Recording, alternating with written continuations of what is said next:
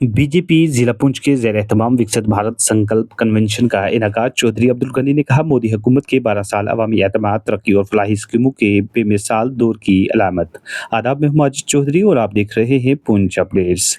BJP जिला पुंछ की जानिब से वज़ीर-ए-आज़म नरेंद्र मोदी के बतौर वज़ीर-ए-आज़म 12 साल मुकम्मल होने के मौका पर 5 जून से 21 जून तक जारी विकसित भारत संकल्प मुहिम के तहत जिला हेडक्वार्टर पुंछ में एसटी मोर्चा जिला पुंछ की निगरानी और बीजेपी जिला पुंछ की क़यादत में एक रोज़ा विकसित भारत संकल्प कन्वेंशन का इनेकाद किया गया। कन्वेंशन में गुलजार अहमद जट जम्मू कश्मीर एसटी मोर्चा ऑफिस सेक्रेटरी की सरपरस्ती में कारकुनान और अवाम को शिरकत की दावत दी गई, जिस पर सैकड़ों अफराद ने शिरकत करके प्रोग्राम को कामयाब बनाया। कन्वेंशन में पुंछ के मारूफ अवामी रहनुमा और बीजेपी जम्मू कश्मीर एसटी मोर्चा के सदर चौधरी अब्दुल गनी ने बतौर मेहमान खसूसी शिरकत की। उन्होंने विश्वास यानी एतमाद के मौजू पर खिताब करते हुए वज़ीर-ए-आज़म नरेंद्र मोदी के 12 साला दौरे हुकूमत को तारीखी और बेमिसाल करार दिया। उन्होंने कहा कि सबका साथ, सबका विकास, सबका विश्वास, सबका प्रयास का नारा सिर्फ एक वादा नहीं बल्कि अमली तौर पर साबित शुदा हकीकत है, जिसकी बदौलत अवाम का एतमाद मजबूत हुआ है। चौधरी अब्दुल गनी ने कहा कि मोदी हुकूमत की फलाही स्कीमें जैसे आयुष्मान भारत गोल्डन कार्ड, मुफ्त राशन, मुख्तलिफ पेंशन स्कीमें, किसान सम्मान निधि के तहत किसानों को सालाना 6,000 रुपये की माली इमदाद, गरीबों के लिए मकानात और दीगर अवामी मनसूबे इस बात का सबूत हैं कि मुल्क एक मजबूत और अवाम दोस्त क़यादत के हाथों में है।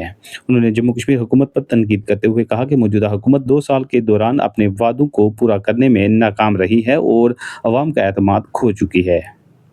उनका कहना था कि मरकज़ी हुकूमत ने जम्मू कश्मीर को फराखदिली से फंड्स फराहम करके तरक्याती कामों को फ़रोग़ दिया और अवाम का एतमाद हासिल किया है, जो आइंदा भी बरकरार रहेगा। उन्होंने पार्टी कारकुनान से अपील की कि वो बूथ सतह पर अवाम को मरकज़ी हुकूमत की फलाही स्कीमों से आगाह करे ताकि अवामी एतमाद मज़ीद मजबूत हो। इस मौका पर गुलजार अहमद जट ने भी वज़ीर-ए-आज़म नरेंद्र मोदी की क़यादत और उनके तरक्याती इक़दामात को तारीख़ी करार देते हुए कहा कि मुल्क तेज़ रफ़्तार तरक्की की जानिब गामज़न है। कन्वेंशन में पार्टी के सीनियर रहनुमाओं में गुलजार अहमद जट जम्मू कश्मीर ऑफिस सेक्रेटरी, ज़िला सदर गुरदीप सिंह खालसा, साबिक़ ज़िला सदर, साबिक़ MLC प्रदीप शर्मा, ज़िला सदर एसटी मोर्चा निसार अहमद समेत मुतअद्दिद रहनुमा, कारकुनान और अवाम की बड़ी तादाद मौजूद थी। आइए देखिए ज़िमन में पुंछ से कवर की गई हमारी ये ख़ास और मुफस्सल रिपोर्ट। रजिस्टर है आज की जो आपकी कन्वेंशन एसपी की यहाँ की गई है, केंद्र से और जम्मू से इनको बुला करके कहा कि चौधरी अब्दुल गनी साहब आपका गुजरो बीजेपी ने नरेंद्र भाई मोदी की क़यादत में मुल्क की सार्वजनिक ऊपर बीजेपी ने तो सब पहले के मुल्क की सार्वजनिक जनाब चौधरी अब्दुल गनी साहब स्टेट एसटी मोर्चा के प्रेसिडेंट, उनके साथ बैठे हुए साबका MLC जनाब प्रदीप शर्मा साहब, हमारे जिला के प्रेसिडेंट सरदार गुरदीप सिंह खालसा जी, राजेश रैना जी, सम्मानित मंच, बाकी तमाम जो हमारी कंस्टिट्यूंसी से और डिस्ट्रिक्ट से आए हुए मेरे तमाम अहदेदारान साहब को मेरी तरफ से सलाम, आदाब, सत श्री अकाल। मैं आज ज़्यादा नहीं बोलूँगा क्योंकि मेरे सीधे लोग यहाँ बोल चुके हैं, टाइम की किल्लत है। और सबसे बड़ी बात यह है कि 10 करोड़ 33 लाख जो थे, 3 करोड़ 86 लाख जो थे घरों जो बांटे गए। इसी तरीके से किसान समिति योजना, जिसमें किसानों का मुखिया अकाउंट्स में हर साल 6,000 दिया होता है, किसान समिति योजना टिकने वाले नहीं है, क्योंकि इन्होंने अपने मैनिफेस्टो में झूठे वादे लोगों से किए, चाहे वो गैस सिलेंडर हो, बिजली का बिल हो, चाहे नौकरियों को पक्का करने की बात हो, सब आज आप देख सकते हो उनकी हुकूमत में कोई भी चौधरी अब्दुल गनी साहब की उनको आगे पर क्या व्यवस्था बहुत कुछ है, क्योंकि जब बड़ा बैठा हुआ है तो निकाल तो बोलने की जरूरत नहीं होती। मेरे को बहुत कुछ क्या व्यवस्था है, धारा को बहुत कुछ क्या व्यवस्था है, थोड़ी कागज के धारा को मदद करेगा, कमी है, हर बंदे जो है उसने कोई ना कोई जगह आपको काम करना है। वो एक ही काम कहना चाहूँ कि जिस तरह अपने आप को प्यार आज का जरा दस्ता उसको पहले दस्ता है, इसमें आज्ञा नहीं इस तरह रखियो। इंशाअल्लाह चौधरी अब्दुल गनी जी का सफाइयाँ जिसमें होनी है तथा जो सफाइयाँ इंशाअल्लाह थाना शाना शामिल 24/7 हफ्ता का 7 दिन 24 घंटे तरह इंशाल्लाह खड़ा रहेगा जित भी जेड़ा बंदा एमएलए गया ना वो बंदा मगर घर ही रहना पड़ा तारा बनाया ना उस दरिया पर नाम गया था पंप भी सी तरह दरिया पर आई था मछलियां भी बढ़ गई उस दरिया को गंजा भाई को सब जाना मंडल प्रधान, मोर्चा प्रधान और आए हुए सभी कार्यकर्ताओं को आदाब, सत श्री अकाल, नमस्कार। आज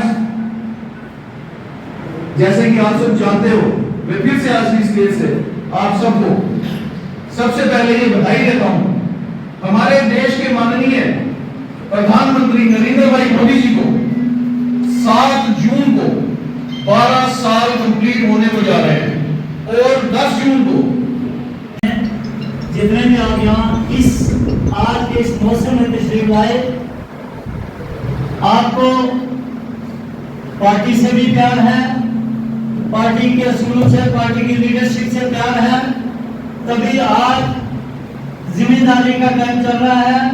लोगों ने मक्की बोनी है, हर घर में इस वक्त ट्रैक्टर लगे हुए हैं, बैल लगे हुए हैं, लेकिन उसके बावजूद आप तमाम लोग गुलजार जज साहब की कॉल पे मैं इनका भी शुक्रगुजार हूँ। मेरे और आपके दरमियान ये पुल का हमेशा काम करते हैं, मेरा पैगाम आप तक पहुँचाते हैं। तो आप उस छोटी सी कॉल पे कल ही इन्होंने आपको कहना शुरू किया, आप कसीर तादाद में यहाँ तशरीफ लाए, इसके लिए मैं आपका जाती तौर पर शुक्रगुजार हूँ। प्रधानमंत्री ने अपना यकीन दिया, उस आदमी के यकीन को बहाल किया। हमारे वो घर हैं जिन्होंने कभी जिंदगी में नहीं सोचा होगा कि हम गैस कनेक्शन ले सकेंगे, और वहां उज्ज्वला स्कीम की यहाँ जिक्र हुआ। बेसिकली स्कीमों का नाम इसी तरह हिंदी में आप सारे नहीं समझे, लेकिन इसका यह कि गैस जो घर घर पहुंचाया, उस अंत्योदया और बीपीएल में जो फैमिलियां बिलोंग करती थी, वो गैस पहुंचाने का मकसद ये था कि वो जो बराबरी इक्वलिटी की बात की गई है कानून के अंदर, अगर उसको किसी ने पूरा किया है तो नरेंद्र मोदी साहब हैं। आज उन घरों में भी गैस कनेक्शन है। आज आप जाके देखो लाकाजात में कोई दरख्त नहीं काटता, दरख्त लगा रहे हैं, जमीनों में इतने जंगल पड़ गया है, लेकिन आज गरीब से गरीबी गैस के चूल्हा से वो हमारी बहनें जो है खाना बना रही हैं। ये प्रधानमंत्री के देन था। आज प्रधानमंत्री ने समझा, जो ये लोग कहते हैं छत गिरा दिए, अरे जो आदमी 4 करोड़ छत दे सकता है हिंदुस्तान के अंदर, जिसमें हमारी रियासत के अंदर भी 4 लाख छतें हैं, जो पीएमएवाई की स्कीम के तहत एक एक घर में 4-4 मकान मिलेंगे नहीं मिले, और जो रेंट में उनका सर्वे हो चुका और इस साल इंशाल्लाह वो भी स्टार्ट हो जाएंगे। तो मेरे भाइयों, वो किसी के छत से छत छीन सकता है, वो हुकूमत छीन सकती है, उस हुकूमत के कारकुन किसी का छत छीन सकते हैं, ये इन्हीं के नसीब में लिखा है, और यही ऐसा काम करते रहेंगे। आज हर घर को एक पक्का मकान के 2-2 कमरे दिए गए, ये नीचे से ऊपर रखाने की बात की गई है। आज जो फूड सिक्योरिटी बिल आया, आज गरीबों को राशन पिछले 2014 से लेकर 2028 तक मुफ्त राशन घर घर पहुंच रहा है कि नहीं पहुंच रहा है? उनकी देखा देखी इन्होंने भी कहा था हमारा 10 किलो राशन पर हेड देंगे। क्या 2 साल में आपको राशन मिला है? कहीं मिला है? इन्होंने आपसे वादा किया कि 200 यूनिट बिजली देंगे, हर आदमी ने समझा कुछ स्कीमें तो मोदी साहब दे रहे हैं, बाकी जो बच गई वो इनसे आ जाएंगी। बटन दबाना और खाना तो सोना ही है, यही है ना? तो मुझे बताओ, वो 10 किलो राशन पर हेड मिला है 2 साल में? किसी अंत्योदया वाले को मिला है 35 किलो के अलावा? नहीं मिला है। और ये इन्होंने हमारा भरोसा, हमारा विश्वासघात किया हमारी जम्मू कश्मीर यूटी की हुकूमत ने। अगर किसी ने भरोसे को कायम किया है, आज उस गरीब के घर में चाहे आधा मरना जगह नहीं है, लेकिन वो ठाठ से सोता है कि 35 किलो राशन का की कमिटमेंट हमारे मुल्क के वज़ीर आज़म ने की है, तो वो राशन मुझे मिलेगा हर पहली या 2 तारीख को। मिलता है कि नहीं मिलता? आज हमारे छोटे काश्तकार जो कारोबारी लोग हैं, जिनमें हमारे नाई भाई हैं, जिनमें जो बूट को बनाने का काम करते हैं, जिनमें तखान है, लोहार हैं, कसाई हैं, दर्जी हैं,